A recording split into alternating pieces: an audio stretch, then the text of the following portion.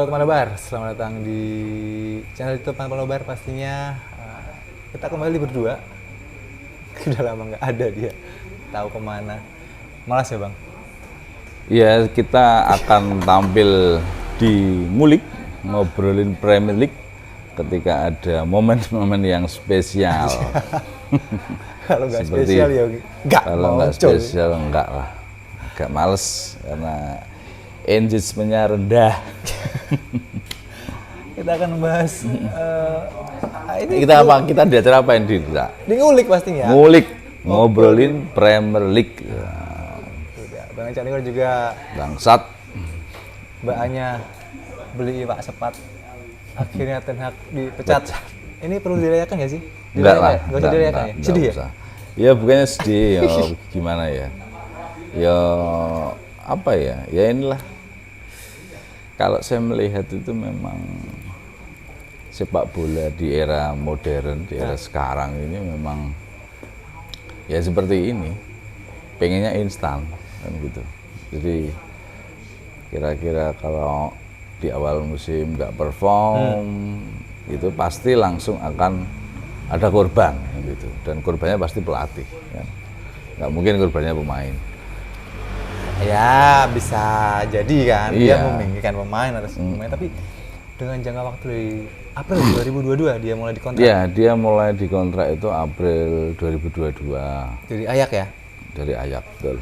sampai kemarin akhirnya 27 Oktober, 28. 28 Oktober kita mulai rame dan Fabrizio sudah mengumumkan dan juga akunnya resmi ya, MU ya. Iya, udah sudah dipecat ya. mengumumkan kalau Kan memang karena ini, Cak. mengakhiri.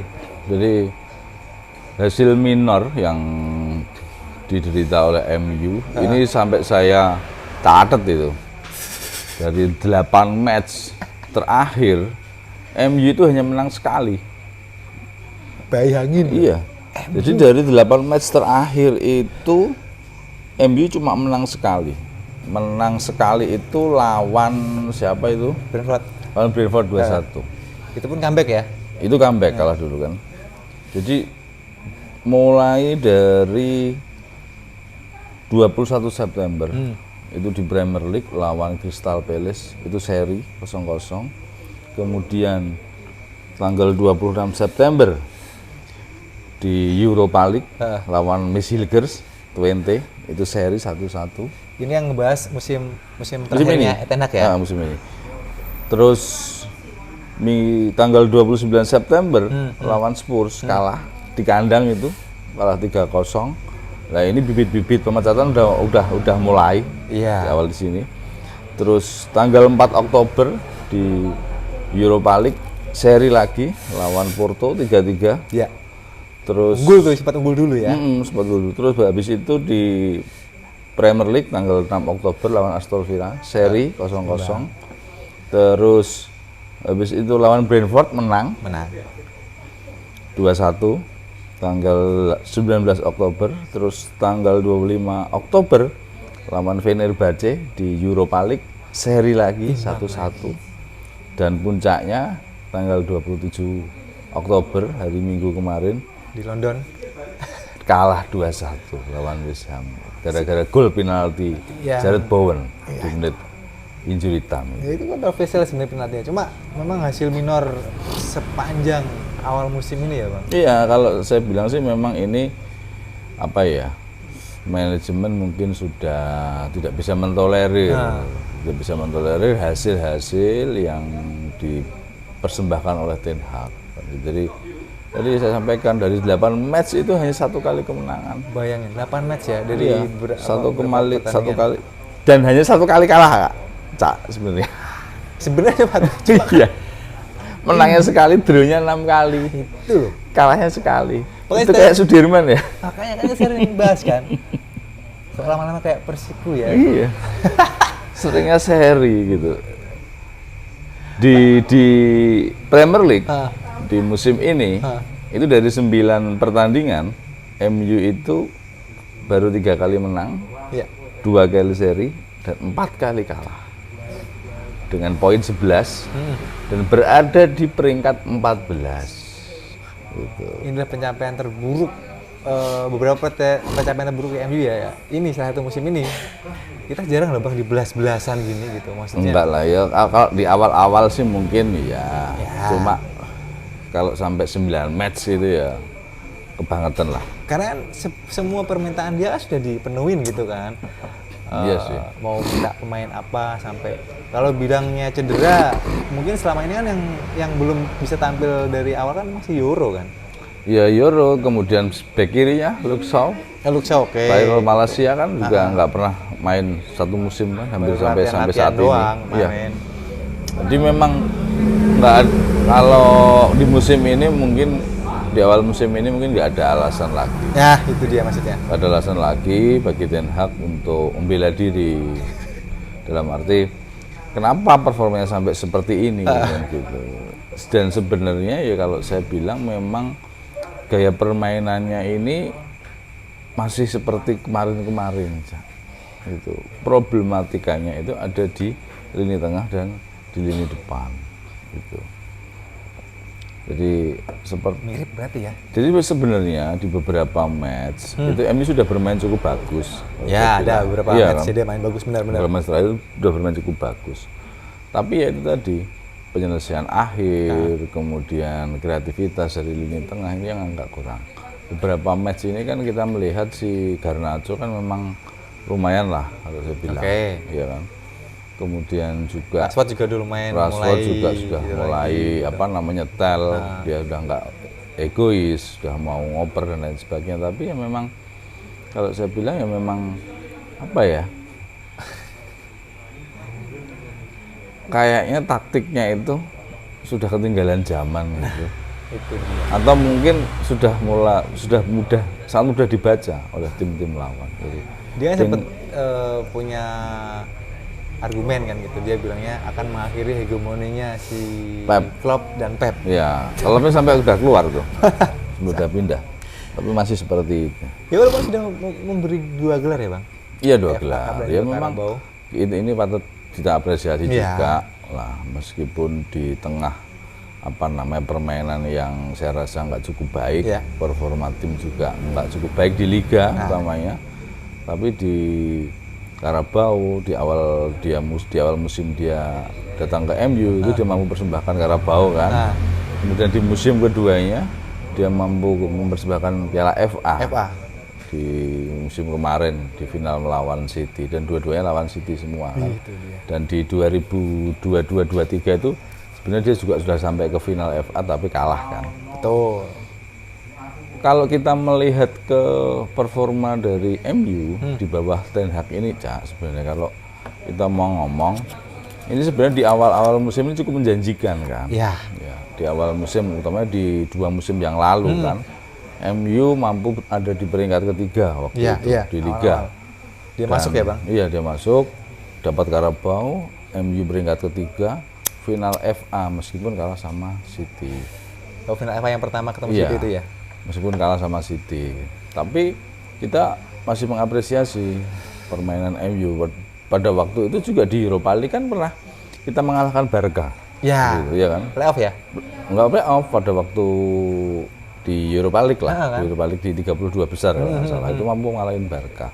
Meskipun akhirnya terhenti di babak perempat final waktu itu. Villarreal. Sama Villarreal. Tapi Uni Emery ya? Iya Uni Emery. Dulu Uni Emery. Dengan permainan dia di lini tengah waktu itu kan Casemiro baru datang, kemudian Eriksen juga baru datang. Ini dua-duanya menunjukkan performa yang cukup bagus gitu loh.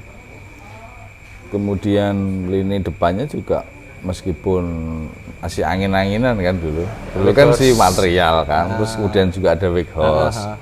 Meskipun Weghorst itu tidak mencetak gol yang cukup banyak, tapi apa namanya peran dia di MU cukup lumayan membantu, meskipun dia itu hanya sebagai seorang tembok, kemudian juga mengalirkan bola. Tapi kita bisa melihat permainan Ten Hag di awal musimnya itu cukup lumayan gitu loh. Dan terbukti kan MU mampu ada di peringkat ketiga. Meskipun memang banyak klub Big Four yang pada waktu itu banyak yang nyungsep kan, Liverpool, sedang nggak bagus juga ya Mang. Chelsea, kan, Spurs.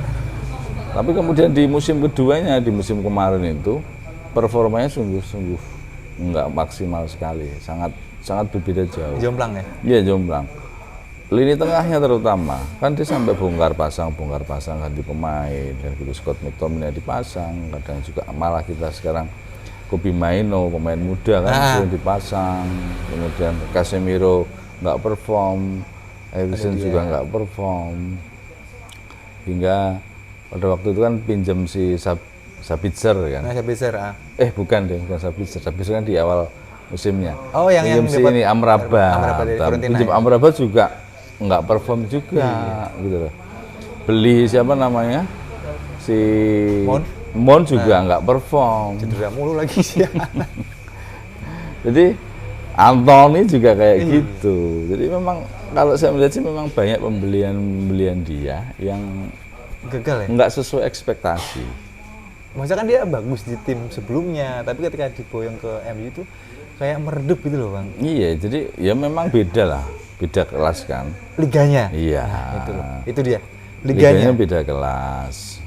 Ajax di Eredivisie, di Liga Belanda, MU di Liga Premier League, di Liga Inggris. Itu jauh bedanya, jauh sekali. Itu Ajax ketika ditinggal itu kan juga sekarang juga Yusuf kan? Yusuf juga, makanya.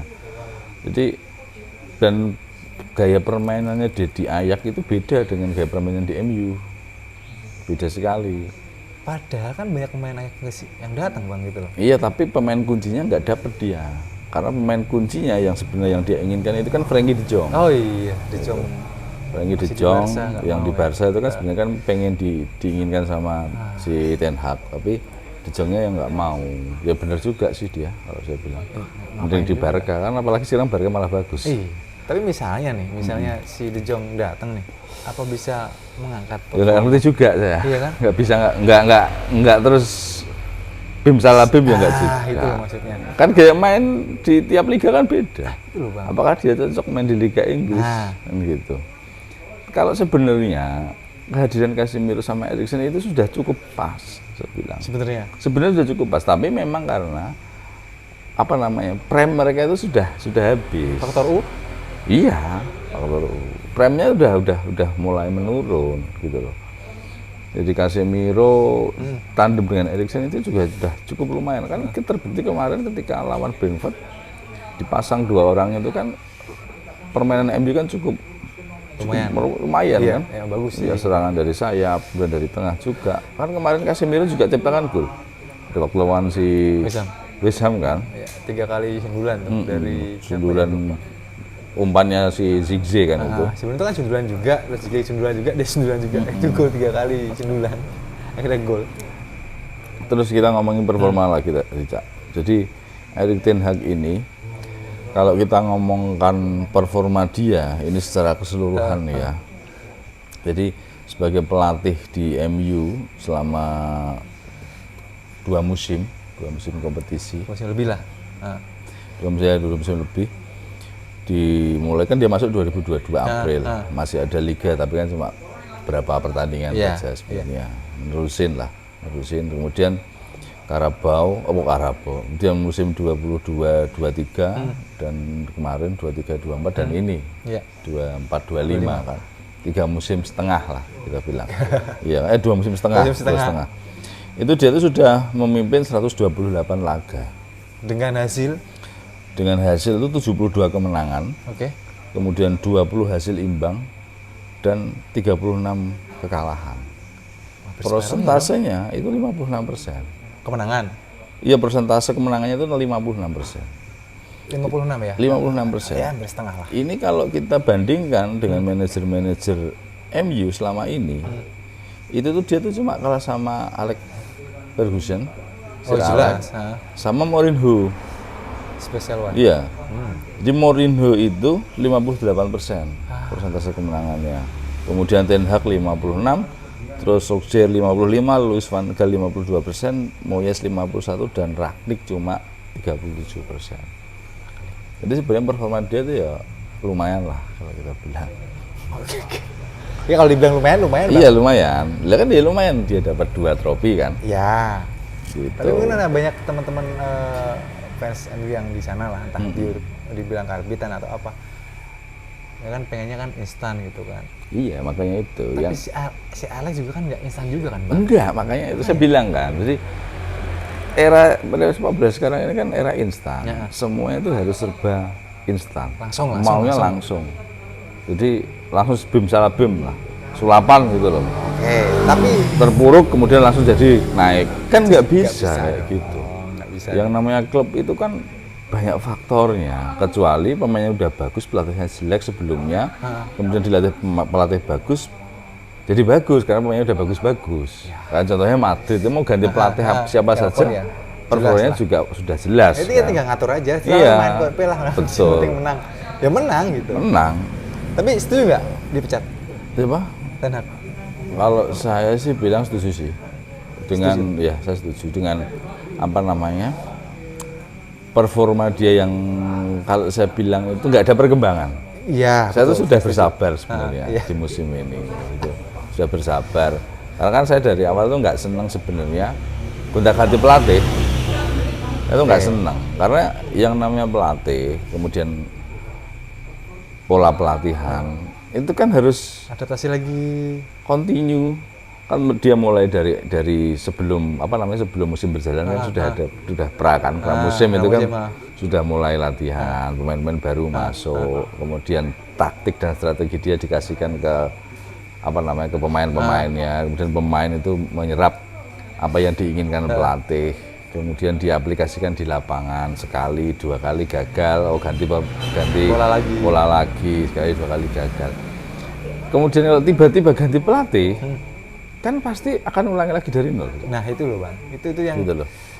Ulangi lagi dari nol dan pelatih itu juga memahami pemain-pemain lagi mesti. Iya kan? Karakternya kan dia juga belum tahu. Iya. Dan akhirnya kan paling enggak dia selama 2 musim sudah tahu karakter pemain-pemainnya. Apalagi dia kalau beli pemain itu kan kebanyakan bekas anak asuhnya kan. Kayak si Martinez, kemudian si Anthony, kemudian Delay, Mazrui, Onana termasuk. Onana itu kan juga mantan anak asuh dia. Sehingga dia sudah tahu karakter mereka, permainan mereka seperti apa. Itu saja pun masih nggak bisa gitu loh. Apalagi kan bahasanya juga sama-sama Belanda kan. Rata-rata kan. Iya, kan? Sudah pernah main di sana gitu loh ya. Jadi nggak perlu harus pakai penerjemah atau apa gitu kan kayak di Indonesia gitu. Jadi kan. Kalau saya bilang dengan dia sudah mengetahui seluk-beluknya itu masih seperti itu gitu loh. Hasilnya itu masih nggak bagus. Ini yang salah siapa kan? Makanya kan saya agak mempertanyakan. Terus akhirnya ya tadi itu, ya sudahlah kalau memang dipecat, siapa tahu dengan pelatih baru ada strategi baru, permainan baru. Karena kayaknya nggak cocok strategi Ten Hag itu dengan gaya Premier League. Bukan dengan gaya Premier League, dengan pemain yang ada di MU. Tapi kan itu kan requestnya dia Bang, hampir 60-70% itu orang-orangnya dia gitu. Dalam arti kata kan aku pengen tuku itu kan sesuai dengan dia gitu kan. Iya, tapi dia nggak beli pemain kunci masalahnya. Oke, untuk pemain kunci Bang. Cuma kan dia mungkin logiknya kita yang orang awam gitu kan. Gue wis digawe pemain sing mbok karepke. Iya. Gitu kan. Harusnya kan aku butuh pemain sing kudu ngene. Aku pengen iku. Datangkanlah dengan harga dan sebagian rupa. Memang musim ini kalau dilihat dari bursa transfer, MU itu nggak seperti yang musim kemarin yang misal beli mahal terus gagal gitu kan. Ini lumayan bagus kan? Iya, karena kan juga kerja dari manajemen. Nah, itu dia. Tapi kan masih minor aja gitu.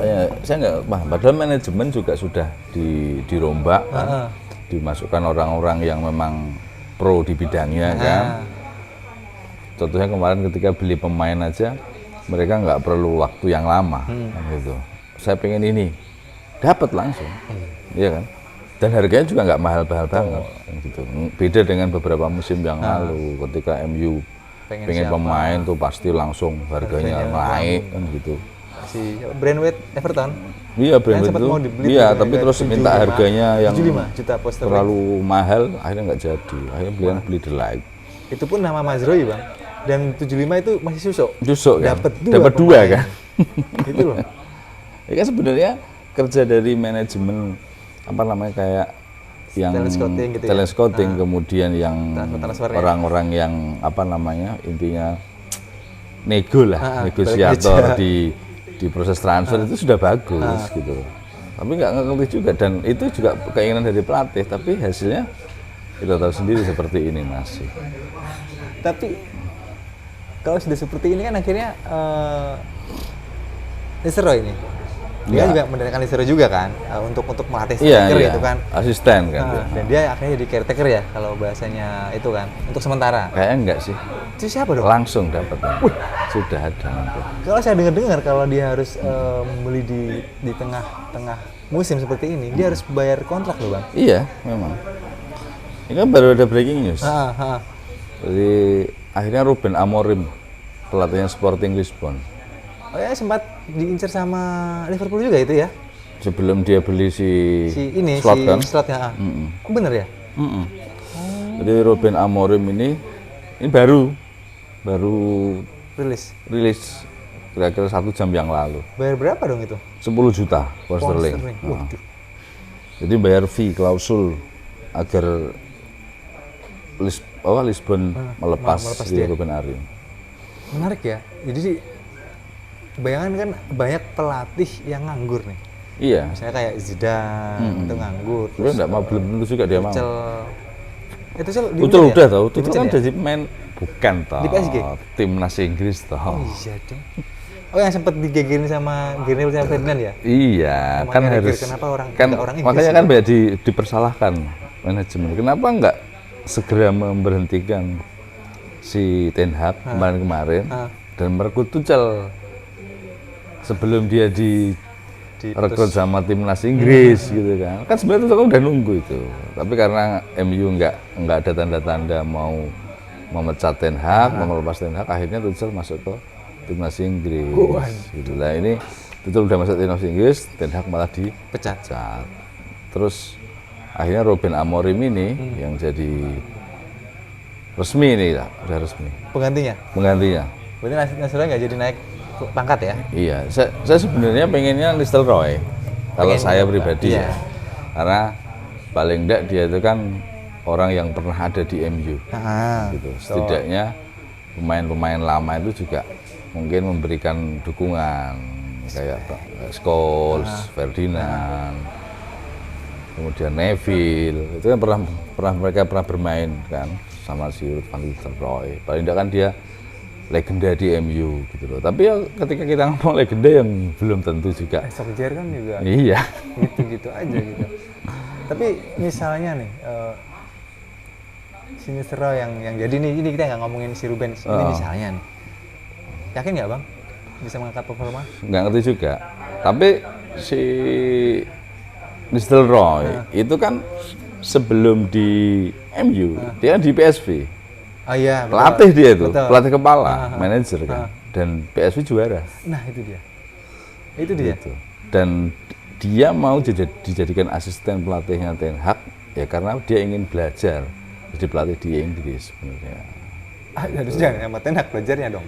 Kenapa sama Ten Hag? Iya, kalau Ten Hag kan kalau di Belanda kan juga pelatih yang bagus, Cak. Memang. Iya kan. Kita kan Nistelrooy kan belajar untuk maksudnya gini, belajar secara taktik, cara ngelatih itu kan ya nggak apa-apa. Tapi kalau kaitannya dengan penerapan konsepnya di lapangan kan ya memang sesuai dengan karakter dia. Maksudnya belajar itu kan ya belajar kepelatihannya, kayaknya Ten Hag. Si Ruben emang bagus nggak sih karirnya kemarin? Kalau di Chelsea sama si kalau Chelsea ya, Chelsea sama dia itu pelatih muda dia, usianya baru 39 tahun. Tapi prestasinya juga cukup lumayan. Tapi di lokal. Skotlandia ya? Bukan toh. Portugal, di Sporting. Dia tuh juara Liga Portugal 2 kali sudah. Back to back? Sama Sporting, nggak ngerti saya kalau back to backnya. Yang jelas dia itu sudah sebentar. Dia tuh udah beberapa kali mendapatkan trofi di Portugal. Salah satunya itu 2 kali juara Liga ya, di situ. Dengan ini kan si keuangan MU juga otomatis kan pasti merugi dong bang. Iya pasti gitu. Ngasih anu toh apa namanya? Pemutusan kontrak kan dibayar ke Ten Hag. Ada kayak apa? Berapa miliar gitu kak? Sangon lah. Sangon ya. 200 berapa miliar gitu. Iya, 70 miliar rupiah. Kalau sponsornya sekitar berapa juta gitu, 17 juta kalau nggak salah. Dan dia juga harus membayar klausul kepindahan pelatih dari Sporting ya. Bayangin, ini baru ada setahu saya ya selama hidup transfer pelatih bayar. Transfer pelatih bayar. Ya karena tadi apa? Pelatihnya masih ngelatih dia. Ya itu apa nggak terlalu keburu-buru Bang, maksudnya Nggak ngerti juga, saya juga nggak ngerti ya. Manajemen MU ini ketika memutuskan kenapa harus milih Ruben Amorim ini sekarang iya. gitu loh. Kan kalau musim kemarin kan ketika misalnya kayak si Van Gaal dipecat, Giggs yang naik. Iya kan jadi ada caretaker dulu, terus mungkin nanti diparuh di Desember di Windows transfer kan, baru dia ngerekrut pelatih baru. Tapi nggak ngerti juga ini langsung Ten Hag dipecat selang berapa hari lah, gitu. 2 hari 3 hari, ini langsung gerak cepat manajemen nyari Dan pelatih. mau aja lagi. Ya pasti mau lah, siapa yang nggak mau Ke MU. ngelatih di Liga Inggris, iya kan? Itu engagementnya dia naik, Cak, pasti. Pasti. CV-nya juga. CV-nya kan. juga. Tapi harus dibuktikan dengan hasil Iya. itu, Bang. Dengan kondisi tim yang sebenarnya kalau dibilang jelek nggak jelek-jelek banget. Ya kalau kita ngomong pemain ya, kalau untuk bersaing di 4 besar harusnya bisa lah. Harusnya Ya, loh. harusnya bisa. Harusnya bisa. Tapi kalau untuk juara memang agak susah. Apalagi dengan performa City dan Arsenal kan, yang seperti itu. Belum lagi Liverpool. Jadi ya mungkin target dari manajemen ke Ruben Amorim ini adalah mengangkat MU ke 4 besar. Nah, itu dia. Dan juga mungkin di Europa League. Gitu. Serta memperbaiki performa tim lah, saya harus Kenapa nggak bilang. ngambil pelatih yang sudah pernah di Liga Inggris, Bang? Nggak ngerti juga. Saya kan sering bilang, Siapa? Anda? Iya. Siapa? Graham Potter. jangan dong kalau Lah, itu. jangan siapa terus? Bielsa masih di Fulham ya? Bielsa udah kembali ke sana, ke Argentina. Oh, Argentina? Iya. Sini si Pelatih-pelatih tua gitu ngapain juga? enggak yang direkrut? Fulham itu siapa sih? Siapa? Yang dari Serie A? Aku lupa. Oh, Fulham. Terus si Brighton siapa itu? Oh, masih di Brighton tuh itu. Zerbi. Heeh.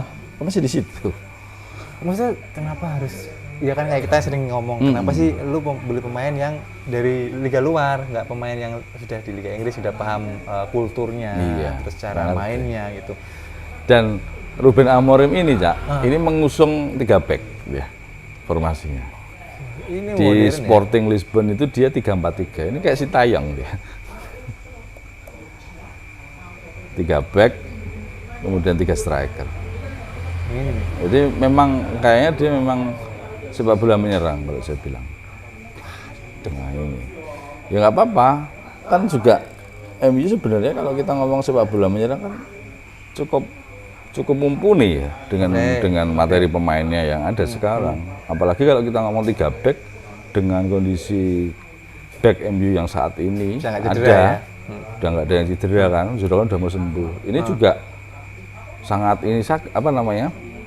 Mumpuni juga gitu loh, karena ada si Delay, Martinez, kemudian ada Zuro, masih ada si Maguire, kemudian Evans. Jadi dengan 3 back ini kedalaman skuadnya masih bisa lah. Kemudian untuk gelandang 4 gelandang ini, saya rasa ini juga 5 dong. 3-4-3 ya? Iya 3-4-3. 3-4-3 kan itu nanti 2 orangnya itu kan back sayap pasti ya. Iya kan? 3-4-3 itu kan 4 gelandang itu 2 gelandang 2 back sayap dia pasti. Turun berarti ya? Naik turun. Iya naik turun. Dan kalau kita ngomong ke Marzouki maupun Dalot, itu memang tipikal back sayap yang menyerang dia. Emang di pertahanan agak kurang sih. Iya. Nah makanya kemudian dikuatkan dengan 3 back dan nanti 2 orang gelandang bertahan ini salah satu pasti nanti akan turun. Gitu. Jadi formasinya memang formasi menyerang. Nah ini yang saya pertanyakan lagi, Bruno nanti di mana? Iya nih. Iya kan? So kalau kita ngomong 3 striker itu sudah jelas itu pasti Rashford, Hojlund, Garnacho kan, iya kan? Kemudian 2 orang gelandangnya, apakah ini salah satunya nanti Bruno atau kita pakai double breaker MU. Kalau double breaker kan mungkin Eriksen sama siapa namanya Casemiro kan gitu. Karena 2 gelandang lagi ini sayap ini Marzouki sama Dalot pasti. Atau mungkin nanti kalau Luxor udah sembuh Luxor. Jadi benar sih, Bruno kemana? Bruno di mana nanti formasinya? Itu kalau di sayap juga dia kurang sih bang. Iya, nggak bagus dia di sana. Sayap tuh nggak bagus dan. Jadi kalau ngomong 3-4-3 itu ingin memperkuat lini tengah. Di lini tengah itu banyak pemain nanti, ada 6 kan otomatis. Sayap-sayapnya itu kan juga nanti pasti dia akan turun juga. Ikut bantu ke tengah sih emang. Ya kayak formasi Sintayong kan gitu. Ketika dia bertahan dia bisa jadi 5-4-1. Ketika menyerang bisa jadi 3-4-3 itu. Bahkan mungkin dengan 2 back sayap ini kan nanti naik turun dia. Berarti dia nanti pas FA ya? Iya, lawan FA Leicester masih. FA masih, Karabau juga masih. Iya, abis ini kan lawan Leicester ya? Nggak ngerti ya, masa lawan Leicester? Iya, Leicester. Di FA? FA kalau saya nggak salah. Berarti dia udah mulai melatih dong itu? Mungkin. Minggu depan udah melatih. Nah, berarti ya itu mungkin jadi mungkin ya kita ngomongin Leicester memang di Championship kan? Enggak lah, Leicester kan di Premier League kan. Udah nanya bang? Iyalah, Anda kok lupa, Anda nggak pernah ngomongin ngulik jadi lupa. Iya, begini nih. Tapi nggak bisa kita jadi patokan ketika ini lawan Leicester misalnya kalah misalnya. Itu jadi patokan nggak sih bang? Iya, kalau sekali 2 kali pertandingan ya belum lah, Belum, Cak. kan? Berarti kita harus lihat sepanjang berapa gitu. Iya. Kalau sebagai fans yang layar kaca gitu kan seperti kita harus ngasih waktu itu berapa lama sih bang untuk pelatih baru, apalagi tengah musim seperti ini? Itu tergantung manajemen kok sih biasanya. Ya dilihat performanya sih. Kalau mungkin sekali, 2 kali, 3 kali, 4 kali, ya ini jangan kayak Chelsea lah kita. Anda kan mengerti Chelsea di musim 23, 24 itu. Iya. Itu di tengah satu musim itu ganti berapa pelatih dia itu? 3 kali pelatih kan. Jangan kayak gitulah. Jangan kayak gitu. Ngomong Chelsea bagus loh bang sekarang, Enzo Maresca. Iya, karena akhirnya kan ganti lagi Iya. di awal musim kemarin kan. Si Enzo. Misalnya bagus sekali tuh. Iya. Itu pelatih-pelatih Italia sekarang sudah mulai bagus. Makanya kemarin, kok ada berapa kandidat kan ya? Selain Ruben siapa aja bang? Kan kalau kandidat kan ada Ruben, kemudian Xavi kemarin sampai udah bikin story juga kan, anaknya pakai baju MU. Terus Zinedine Zidane, Graham Potter, sama Van Nistelrooy. 5 itu kandidatnya. Jadi ternyata manajemen bergerak cepat langsung menunjuk Ruben Amorim untuk jadi pelatihnya MU.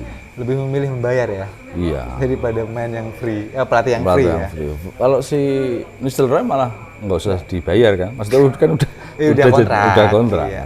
Cuma dia langsung dinaikkan jadi parteker gitu aja. Ya kita tunggulah Cak, racikan dari Ruben Amorim ini, apakah bisa sesuai dengan ekspektasi dari para fans seperti kita, apakah sama saja kayak Ten Hag atau mungkin malah lebih buruk lagi kan gitu. Kita sempat misalnya kayak menghelehkan si slot di Liverpool gitu kan. Ini pelatih dari mana nih gitu kan. Tapi kan memang kondisi timnya sudah jadi. Nah, itu dia bang. Iya. Bedanya kan di situ. Iya, sudah jadi dia Pak. Ini kan MU kan masih proses iya. Dan dia datang ya kalau kita emang sabar dulu lah. Kalau musim ini misalnya nih kita finish di luar 10 besar ya kalau kita itu salah ya sebenarnya gini kok Cak, sepanjang permainannya itu memang bagus, permainannya menyenangkan, hasil itu mungkin nantilah kan nomor 2. Tapi kalau sudah permainannya nggak menyenangkan, hasilnya kurang, minor, ya tetap pasti fans akan kecewa kan gitu. Makanya saya kemarin tadi saya buat story ketika Ruben Amorim udah di breaking news itu jadi diumumkan sama Fabrizio Romano kan here we go kan. Kalau Fabrizio Romano kan sudah 99% lah. Pasti. Itu saya buat story. Terus saya bilang di situ moh berekspektasi, ndak marahi kecewa kan gitu. Jadi ya sudah, kita tinggal lihat nanti seperti apa pelatih yang baru ini Ruben Amorim dalam meracik strategi dalam menghandle para pemain-pemain MU, karena kita tahu sendiri pemain MU ini kan karakternya macam-macam lah. Iya. Kan banyak diisukan juga sebenarnya kan ada apa ya, kalau saya bilang duri-duri di Duri dalam dalam daging. tim, ya. Di dalam daging. Waduh. Duri-duri dalam tim kan. Bahkan orang kan bilang Rashford sama Bruno ini sebenarnya kan durinya. Gitu. Nah, ini dengan pelatih baru ini, apalagi ini pelatih dari Portugal, Bruno nanti akan seperti apa? Gitu. Karena kita kan seringnya kan gini. Kadang-kadang Bruno itu bagus banget kan. Bagus banget. Iya. Kadang-kadang ngeflop. Kadang-kadang marah-marah sendiri. Iya. Rashford juga kayak gitu kan. Attitude-nya. Iya. Kadang-kadang dia mau ikut bantu bertahan, mau ikut ngepres juga. Kadang-kadang dia hanya jalan-jalan. Nah, ini dengan pelatih yang baru ini, attitude dari para pemain seperti apa? Apakah masih sama atau ada perubahan? Gitu. Jadi karena pelatih ini nggak cuma meracik strategi, tapi juga ini memanage kelakuan pemain. Iya sih. Kedekatan juga harus. Iya, dan dia gimana. itu cukup dekat dengan pemain, Ruben Amorim itu selama di Sporting Lisbon. Jadi dia selama jadi pelatih itu dia cukup dekat dengan pemain. Mungkin sering ngobrol, curhat. Karena gap umurnya kali ya. Iya, mungkin gap umurnya kan nggak terlalu jauh. Nggak terlalu jauh mungkin. 39. Itu jauh. Ruben Amorim. Ya, itu nama yang kemarin sempat banyak banget yang ngincer gitu kan. Dari Chelsea, Liverpool, ada beberapa klub dari Liga Spanyol. Dan akhirnya ke MU, walaupun dengan kita harus menebus klausul itu ya. Kita harapannya juga Anda tahu nggak main performa bagus, dia di Sporting Lisbon musim ini? Ruben Amorim itu. ya nggak tahu. Sama-sama 9 match itu. MU kan cuma 9 match. iya. Sporting juga 9 match di Liga Portugal. 9 match 9 menang. Anjing. Terbalik sekali. 18 gol. Bobolannya 3 atau 2. anjing. Jadi dia Tapi saya nggak mau ada ekspresi bang. Sama. iya, makanya Takut. kan beda. Itu dia. Liganya beda. Musuhnya aja beda kan gitu. Gitu. Tapi ya harapan kita Ruben Amorim masuk ke MU, semangat dia di Sporting Lisbon bisa ditularkan di MU. Gitu. Dan kalau memang gaya permainannya berbeda, ini yang saya tunggu-tunggu. Atau mungkin dia akan bawa gerbongnya juga nanti di pertengahan Tapi Desember ya. saya rasa dengan pemain yang ada ini harusnya bisa kok MU. Saya masih kurang puas sih bang untuk di lini sayap belakang. Oh, iya. Karena adalah kan dipaksa untuk Iya, karena memang ya paling kan cari back kiri. itu dia gitu. Cari back kiri yang Murni gitu loh. murni ya untuk ini jadi backup-annya si Shaw, karena Shaw kan juga sering cedera. Iya. Sekarang. Ini cedera aja nggak sembuh-sembuh ya. Lama banget nggak sembuh lagi. Ya harapannya ya mainnya menyenangkan, main bagus. Hasilnya mungkin kita kalau dibilang fans MU itu sudah terbiasa untuk menerima kekalahan ya. Iya, betul. Sudah. Kita berapa tahun sih bang? Enggak juara Premier League? Terakhir kan 2013, 11 tahun. 11 tahun kita puasa gelar Premier League. Ya akhirnya ya terbiasa aja, ya udahlah gitu. Kayak MU main ya kita nonton. Gitu. Iya. Kalah ya sudah, kita yang enggak. Kalau mungkin 5 tahun yang lalu kan kita kalah kan Iya. gitu, emosi dan sebagainya gitu. Debat lah di media sosial. Sekarang kayak udah ya udah. Itu tuh artinya apa ya? Bukan kita tidak cinta, tapi kita sudah menerima, kan? sudah masa bodoh itu. Masa bodoh bukan nggak cinta, maksudnya Masa ya sudah, bodoh dengan hasil ya kan. Karena saking cintanya. Ekspektasi kita udah nggak terlalu tinggi. Dulu kita kan kalau yang namanya MU kan sebagai fans kita ekspektasinya pasti tinggi. Iya. Apalagi dengan kedatangan Ten Hag yang dingin-dingin tsunami trofi kan. Ya itu buset tsunami trofi, Dapatnya badai trofi, Piala Kebo sama FA. Dua. dua. Tapi masih dua, masih ada trofi lah. masih ada trofi. Gitu kan. Tapi jangan dikompar dengan pelatih-pelatih sebelumnya gitu kan, karena beda pelatih, beda skema, Iya, beda beda target, skema gitu. taktik. Dengan pemain-pemain juga berbeda gitu sih. Ruben Amorim sudah mendapatkan pemain-pemain yang diwariskan dari si Ten Hag. Dan semoga kan ada berapa pemain Portugal, 2 ya di MU sekarang. Dalot sama Bruno tok ya? Bruno. lainnya juga masih sesuai permintaan Ten Hag gitu. Itu belum ada wawancara atau mungkin tanggapan dari si Ruben? Belum ya? Belum, tapi kalau tanggapan dari pihaknya Sporting Lisbon itu sudah ada. Sporting Lisbon itu sudah membuat ini statement ya? Press release ya, statement lah pakai bahasa Portugal. Jadi di sini menyampaikan bahwa Sporting Club de Portugal Football SAD atau yang selanjutnya disebut sebagai Sporting Lisbon. Jadi mematuhi kewajiban informasi yang timbul dari ketentuan pasal 17 peraturan nomor EU Parlemen RI dan Dewan 16 April bahwa menginformasikan kepada halayak sebagai berikut. Manchester United menyatakan minatnya untuk mempekerjakan pelatih Ruben Amorim dengan Dewan Direksi Sporting. SAD mengacu pada syarat dan ketentuan yang ditetapkan dalam kontrak kerja yang berlaku antara perusahaan dan pelatih, khususnya klausul pemutusan hubungan kerja sebesar 10 juta euro kan gitu.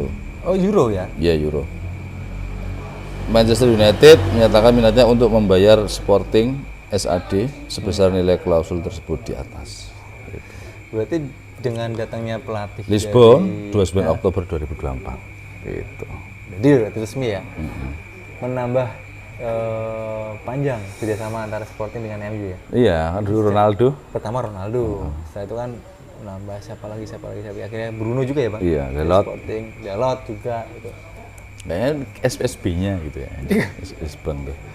Kalau Liverpool kan SSB-nya si ini apa Southampton.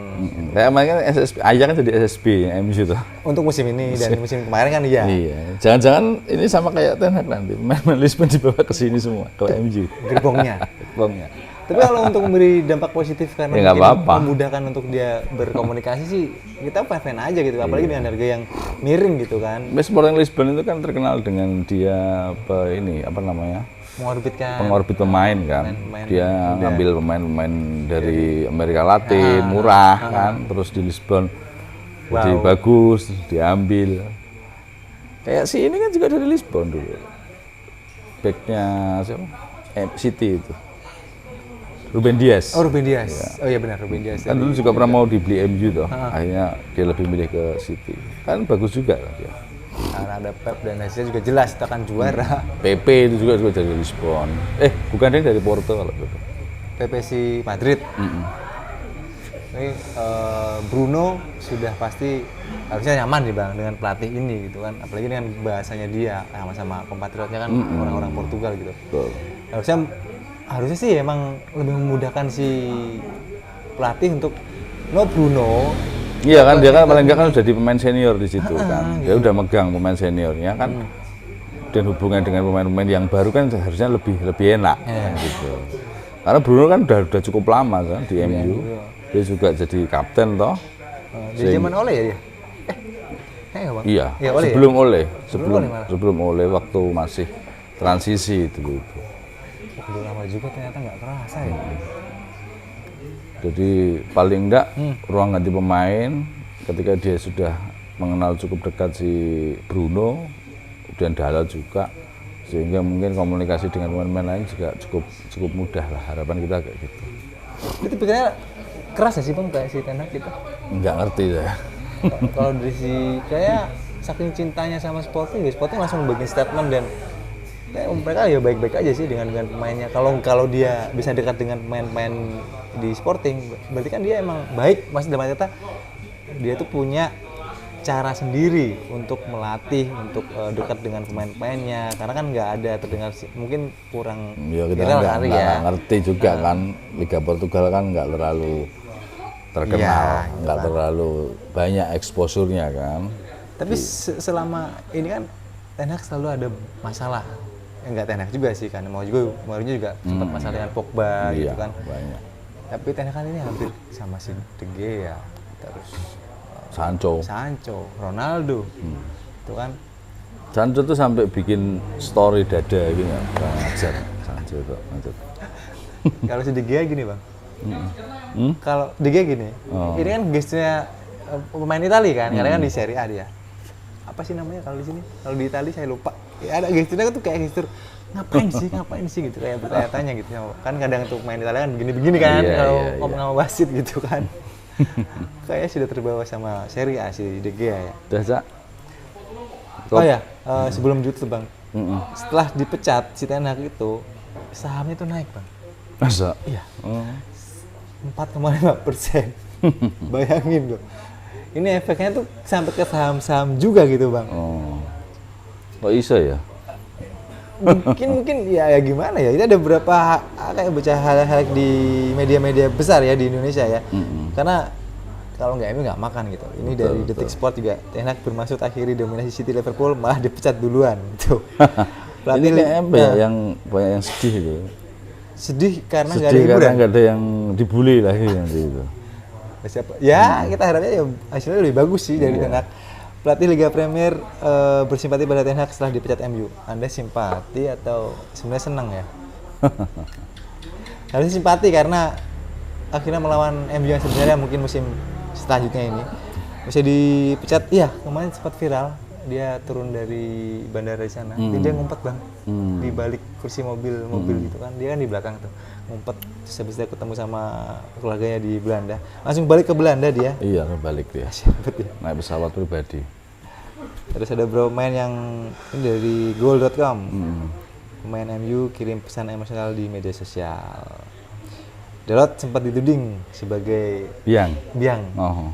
Emang ini kemana ya? Di golnya si Iya. Phil juga Bener. itu kebiasaan dia sih Bang. Betul. Dia tuh selalu nggak pernah merhatiin blind setnya Iya. itu selalu seperti itu Dalot. Dia emang sekarang ya, untuk serangan dia sekarang udah lumayan lah. Tapi untuk bertahan tuh ya gimana? Ya itulah Golnya Brentford itu kan kesalahan dari Dalot sebenarnya. juga. West Ham juga aduh. Kok Brentford West Ham kemarin West Ham, itu. Dan City juga katanya dengar-dengar udah siapkan kan ini musim terakhir ya Pep di Pep City. itu belum memperpanjang kontrak Ah. sampai dengan musim. Jadi besok musim ini kan belum terakhir tuh. 2022. Sampai saat ini belum memperpanjang. Katanya udah siapin tuh pelatih penerusnya. Tapi katanya kalau City nanti kena hukuman, dia akan tetap melatih City. Sebentar, hukuman apa nih? Itu kan City kan katanya kan kena hukuman financial fair play kan. Sudah bertahun-tahun yang dulu juga Iya. aman-aman aja. Enggak, maksudnya kalau ternyata nanti kena hukuman, seumpama degradasi atau apa, itu Pep akan tetap melatih City karena dia ikut bertanggung jawab gitu loh. Tapi kalau ternyata enggak, ya enggak ngerti juga apakah dia akan putus, selesai, berpetualang di Manchester City di Liga Inggris, atau mungkin dia langsung mau balik ke Spanyol melatih timnas gitu. Libur dulu gitu kan. Oke, itu sudah membahas tentang MU karena ini ngulik kedua ya Bang. Milik kedua. Benar. Dan informasi lagi, Cak. Untuk Panpel Nobar on Tour udah sold out, Pak. Itu waduh, nanti ditambahin deskripsi ya Bang untuk yang bisbol yang kemarin. Iya. Yang Indonesia, sorry. Itu kan sempat kita ngomong kalau masih dibuka ya. Udah sold out. Udah sold out ya. Oh, itu untuk teman-teman yang udah terdaftar di kita ya. Karena hampir 50 lebih lah dan banyak DM, WA masuk katanya pengen ikut.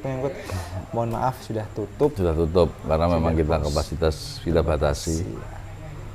Kita enggak banyak-banyak. Ini juga udah lebih dari yang tur ya? pertama kan. Ini tur Dua kali kedua lipatnya. kita udah 2 kali lipatnya. Ternyata juga habis. Jadi emang ini Tiketnya belum dibuka udah habis ya. bayang gitu. Jadi untuk teman-teman yang sudah Kita baru umum berapa? Seminggu ya, paling Seminggu lebih sedikit seminggu lah. lah. Semingguan lebih udah sold out. jadi booking duluan. Iya. Booking. Antusiasnya cukup luar biasa ini untuk nonton timnas Indonesia. Ini kayaknya besok. pas nanti lawan Bahrain kita harus buka 2 bis ini. 3 bisa nih. Tapi saya yakin deh, karena antusiasme teman-teman tuh banyak banget loh. Kalau untuk musim Iya, ini mungkin nanti kita lihat lah. Kita lihat. ini seru nih. Iya. Karena banyak kan Bang, hampir kalau saya bilang ya, itu hampir 80 lebih orang yang DM ke kita, WA ke kita gitu yang pengen ikutan gitu. Tapi mohon maaf sekali memang sudah close. Dan untuk teman-teman yang sudah terdaftar 50 lebih itu mohon segera dibuat Garuda ID-nya. Udah hampir semua ya. Tinggal cuma Berapa ya? 3 orang kalau Yang berapa. verifikasi ya. Mohon bersabar dan segera dilunasi ya Bang. Betul. Segera Maksimal dilunasi tanggal 3 November. Kalau tidak dilunasi karena banyak yang menanti. Itu dia. Karena ibarat kata kan pemain cadangan tuh banyak. Jadi kalau sampai 3 November tidak ada, mohon maaf nih. Kita ganti ya Bang. Ganti. Karena penukaran untuk tuker ID itu di sana sudah dipermudah Sudah, di bisa. GBK. Datang ke beberapa pintu-pintu itu sudah bisa. Hari H itu masih dibuka. Kita misalnya ID yang kita beli untuk tiket itu ternyata nggak sama, kita bisa ditukar. Bisa Pak ini nggak dijualkan. bisa. Nah, diganti ID. Diganti Dilungsurkan lah gitu sama yang itu. Jadi buruan segera dilunasi dan juga segera dibuat Garuda ID-nya. Oke, Cukup, Cak. cukup ya untuk pembahasannya. Sampai ketemu lagi lah di video-video ngulik yang selanjutnya kalau Betul. siapa tahu nanti habis Leicester main lawan Leicester ada hasil yang bagus dan kita melihat permainan MU yang Kalau sangat mainnya menyenangkan. bagus, kita akan sering ngulik kok. Oke. ya, senang-senang aja gitu kan. Apalagi dengan performa MU yang semakin semoga bagus lah. Iya. Kita harapan kita tuh kalau menang sulit nggak apa-apa, yang penting mainnya tuh menyenangkan lah, nggak kayak musim-musim kemarin yang Iya. mainnya kacau gitu kan, naik turunnya banyak turunnya gitu kan. Gitu aja ngulik edisi kedua, bayangin kedua ini. Jangan lupa yang belum subscribe akun channel YouTube Panpel Nobar segera di subscribe sekarang juga. Ditonton video yang lainnya, Indonesia Bisbol juga silakan ditonton, di komen juga, dan juga dibunyikan tombol loncengnya biar dapat notifikasi video terbaru dari Panpel Nobar, dan di follow akun media sosial kita di Instagram juga di di TikTok di @panpelnobar. sekarang juga. Oke, untuk teman-teman yang mungkin pengen caranya endorse gimana atau mungkin pengen promo-promo di sini juga kita masih buka ya Bang. Buka terus. Ada nomor CP di bawah deskripsi, kita catat karena kalau misalnya pengen Mas aku pengen promo produk apa-apa silakan, kecuali judi online. Kecuali sekali main 2 miliar sih nggak apa-apa. Kalau cuma 1 juta 2 juta maaf kita tidak buka untuk itu karena hukumannya berat. Oke, terima kasih buat warungnya Pak D sudah memberi tempat untuk ngulik kita edisi kedua. Ya, Cak Niko pamit. Bangsa juga pamit. Salam fans Layar kaca. Bye-bye. Bye.